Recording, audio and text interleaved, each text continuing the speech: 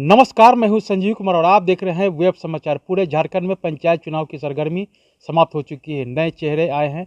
इस बार अगर पूरे झारखंड की बात कहें तो 70 से 80% ऐसे चेहरे आए हैं जो युवा हैं या पढ़े लिखे व्यक्ति हैं।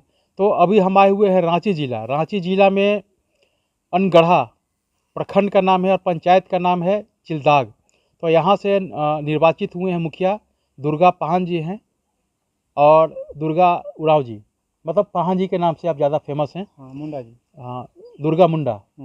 तो अब इनसे जानते हैं कि इससे पहले ये क्या कार्य करते थे और मुखिया बनने के बाद इस पंचायत का क्या कुछ डेवलपमेंट करेंगे, विकास करेंगे। शपथ लेने के बाद इनकी प्रथम प्राथमिकता क्या होगी, शिक्षा, स्वास्थ्य, रोजगार, या यूँ कहें कि इस पंचायत को मॉडर्न पंचायत के रूप में डेवलप करने के लिए इनका क्या कुछ योजना है। अगर ऐसा इनको महसूस हुआ कि इस पंचायत के डेवलपमेंट के लिए मेरा फंड सफिशिएंट नहीं है, तो आगे कैसे फंड लाएंगे, चाहे वो एमपी हो, एमएलए हो, वहाँ से कैसे लाएंगे ये तो अब ये बताएंगे। लेकिन इस पंचायत चुनाव में एक नए प्रयोग किया गया है। प्रयोग में ये हुआ है कि जो मैंने बताया कि 70 से 80% ऐसे चेहरे आए हैं जो युवा हैं और पढ़े लिखे व्यक्ति हैं। तो हमसे अभी जुड़ गए हैं दुर्गा मुंडा जी हैं। तो इनसे जानते हैं कि जनता ने आप पे भरोसा किया है, तो आप इस पंचायत के डेवलपमेंट के लिए क्या कुछ कार्य करेंगे। तमाम मुद्दों पे इनसे बातचीत होगी। पहले तो हमारे जितने भी व्यूवर्स हैं, सब्सक्राइबर हैं, उनकी ओर से आपको तहे दिल से बहुत बहुत बधाई देते हैं। धन्यवाद।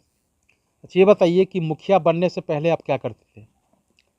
सबसे पहले मैं एक चीज़ बोलना चाहूँगा कि हमारे गांव में आप सबों ने चैनल के माध्यम से यहाँ पर आए हैं और हमारे गांव के बारे में जानने का कोशिश कर रहे हैं। यहाँ पर हमारे गांव के लोगों को एक चैनल के माध्यम से जानकारी देने के लिए, इसलिए आप के तमाम दर्शकों को मैं अपनी ओर से जोहार प्रकट करता हूँ और चिलदाग पंचायत की ओर से सभी आपके जितने भी दर्शक हैं चैनल के, उनको मैं शुक्रगुजार हूँ और जोहार करता हूँ और धन्यवाद करता हूँ।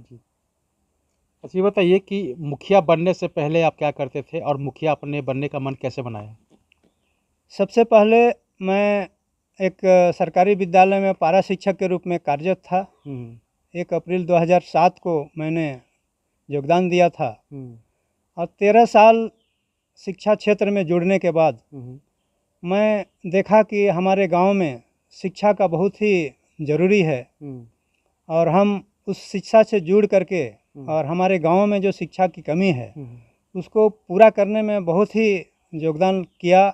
सभी शिक्षकों से सहयोग लेकर के, पंचायत प्रतिनिधियों और समाजसेवियों से मिल करके, और हमने एक विचार ठाना कि हमारे पंचायत को किस तरह शिक्षित किया जाए ताकि हमारे यहाँ पर पढ़े लिखे लोग रोजगार से जुड़े और नौकरी पेशा से उनका योगदान हो और उनका स्तर ऊंचा हो। तो हम सबसे पहले इस क्षेत्र में आए और जब 20 नवंबर को जब हम रिटायर हो गए तो हम लोगों का ही 2-4 हमारे साथी लोग थे।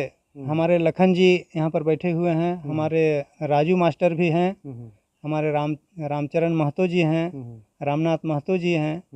ये सभी लोग हम लोग एक मंथन किए कि भाई समाज सेवा करने के लिए तो जनप्रतिनिधि में भाग लेना पड़ेगा। इसलिए हम लोगों ने तय किया कि इस बार जब मुखिया का चुनाव होता है तो उसमें हम सभी का सहयोग से गांव वाला से संपर्क किए। उससे पहले हमको यहाँ गांव में पूजा समिति के अध्यक्ष के रूप में मनोनीत किया। तो हमने सोचा कि गांव के प्रति हमको कुछ सोचना चाहिए। तब हमने एक मन में विचार रखा कि समाज को उत्थान करने में यहाँ के पंचायत के जितने भी लोग हैं उनको कैसे विकास की ओर ले जाना है। तो हमने सोचा कि इस बार जो मुखिया का जो चुनाव होगा उसमें हम एक जनप्रतिनिधि के रूप में भाग लेंगे। जी, जनता ने आपको मुखिया के रूप में जो आपने काम किया रिटायर होने के बाद, या आप शिक्षक भी रहे, तो इस दौरान आपके द्वारा जो भी इस समाज के डेवलपमेंट के लिए या सामाजिक उत्थान के लिए जो था, तो इसको जनता ने आपको मुखिया पद देने का काम किया है। तो आप ये बताइए कि जैसे ही आप शपथ लेते हैं तो प्रथम हस्ताक्षर आपका किस कार्य को लेकर के होगा? शिक्षा, स्वास्थ्य, रोजगार, क्या होगा आपका? सबसे पहले मैं यहाँ के चिल्लाग पंचायत के तमाम हमारे जनताओं को मैं धन्यवाद करना चाहूँगा कि एक प्रतिनिधि के रूप में, एक मुखिया के रूप में हमें चुना और हमें इतना बड़ा प्रभार दिया पीड़ा उठाने का। तो मैं सभी से, हमारे पंचायत के सभी लोगों का मैं शुक्रगुजार हूँ कि लोगों ने मुझे एक पंचायत प्रतिनिधि के रूप में चुना। मैं सबसे पहला जब शपथ ग्रहण करूँगा तो सबसे पहले मैं शिक्षा को प्राथमिकता दूंगा, क्योंकि हमारे गांव में शिक्षा का इतना कमी है और कमी के कारण हमारे जो यहाँ पर जो नौजवान साथी हैं, नौजुवक लड़के हैं, वे सब पढ़ने में मैट्रिक पास करते हैं और अपना रोजगार के विषय में कुछ सोचते नहीं हैं। वे नशा पान करते हैं।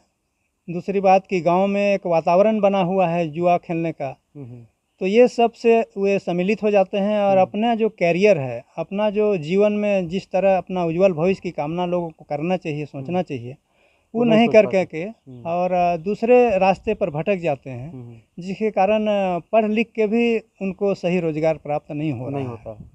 तो स्वरोजगार आप कैसे दिलाएंगे उनको मैं यही कोशिश करूँगा कि जो शिक्षा है उस शिक्षा के बारे में उनको बतलाऊँगा कि आपने एक तकनीकी शिक्षा का प्रयोग करें, तकनीकी शिक्षा ग्रहण करने का आप कोशिश करें।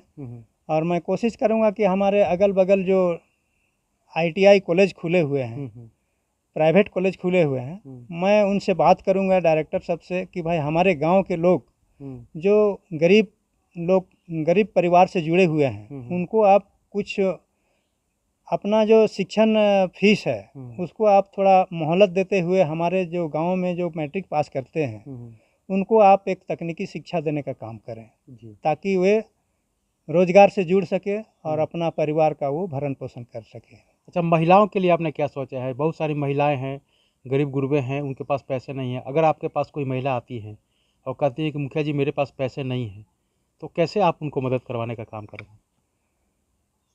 उन महिलाओं को मैं यही कोशिश करूंगा कि हमारा जो सरकार की ओर से जो विभिन्न तरह का कुटीर उद्योग योजना जो चलती है, उसमें हम यही चाहेंगे कि हमारे सरकार की ओर से जो जितने भी योजनाएं आते हैं कुटीर उद्योग, जैसे मुर्गी पालन, पत्तल सिलाई का काम, अगरबत्ती बनाने का काम, ये बकरी पालन वगैरह वगैरह जो जितना काम है उसको एक महिला समूह से जोड़ करके और उनको एक ग्रुप में हम कुछ ऐसा सरकार की योजनाओं को उनको फंडिंग करेंगे, लाभ दिलाने का कोशिश करेंगे, ताकि आपस में महिला लोग एक साथ बैठ करके, जो गांव के महिला लोग कोई काम नहीं करते हैं, अपना गांव में बैठ करके व्यर्थ समय व्यतीत करते हैं, वो समय का उपयोग करें और उस ग्रुप में उनको भी अच्छा लगेगा कि हम एक साथ मिल करके और कोई ऐसा योजना बनाएं और उनको हम बतलाएं कि आप ये काम कीजिएगा। जैसे कि ये पत्तल सिलाई का काम जो है, अभी हमारे पास जंगल यहाँ से 4-5 किलोमीटर दूर है, लेकिन अगर वहाँ से अगर पत्तल ला करके और पत्तल सिलाई का काम करे, दोना सिलाई का काम करे और उसको अभी मॉडलिंग किया जाता है रांची में ले जा करके, तो हम अगर उसको सप्लाई करेंगे तो ज़रूर रोजगार का साधन बनेगा। अच्छा, किसानों के लिए आपने क्या सोचा है? किसान को लेकर के बिजली पानी की बहुत बड़ी समस्या है, कैसे करेंगे आप इसको? किसानों के लिए यह है कि अभी हमारे पास कुआं का संसाधन कम है, सिंचाई का संसाधन कम है, और दूसरी बात कि यहाँ पर पेयजल की समस्या है। बहुत सारे ऐसे जगह हैं जहाँ पर सरकार की ओर से पेयजल की व्यवस्था की गई है, लेकिन वहाँ पर मशीन ख़राब हो जाती है, लेकिन उसको फिर बनाने वाला, देख रेख करने वाला थोड़ा सा दिक्कत हो जाता है। हमारे जो सरकार की ओर से जो देख रेख करने के लिए जो पदाधिकारी लोग को दिया जाता है जिम्मेवारी, वो लोग सही रूप से काम नहीं कर पाते हैं, जिसके कारण गांव में जैसे ये स्वच्छ पानी का व्यवस्था की जाती है, तो 1 महीना 6 महीना चलता है, उसके बाद वो निष्क्रिय हो जाता है। फिर यहाँ जल समस्या का कारण हो जाता है।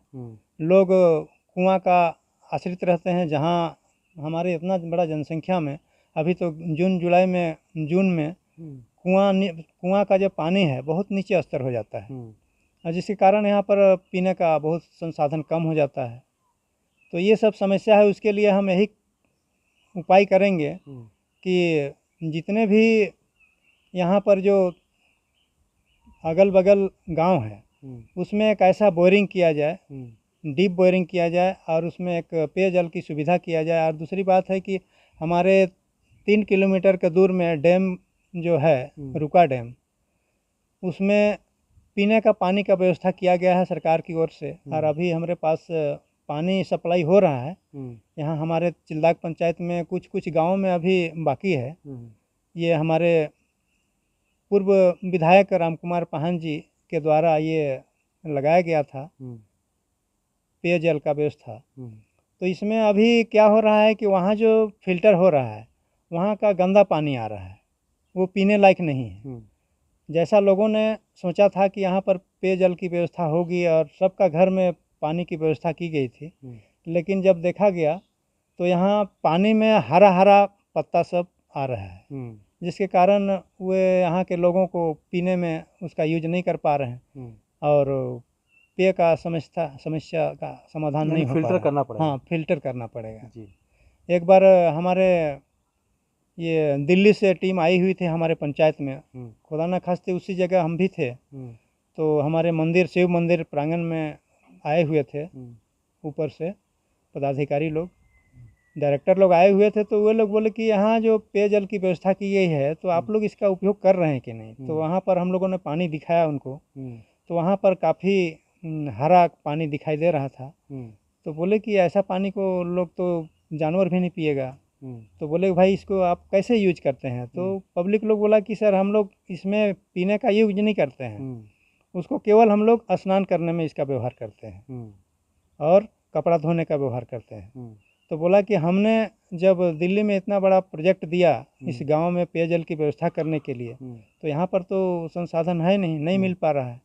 तो ठीक है, हम इसका निराकरण करेंगे। जहाँ पर जो फिल्टर प्रोजेक्ट लगा हुआ है वहाँ पर हम जा करके वहाँ जो टेक्निकल इंजीनियर है उससे मैं बात करूँगा कि ये पानी गंदा क्यों हो रहा है।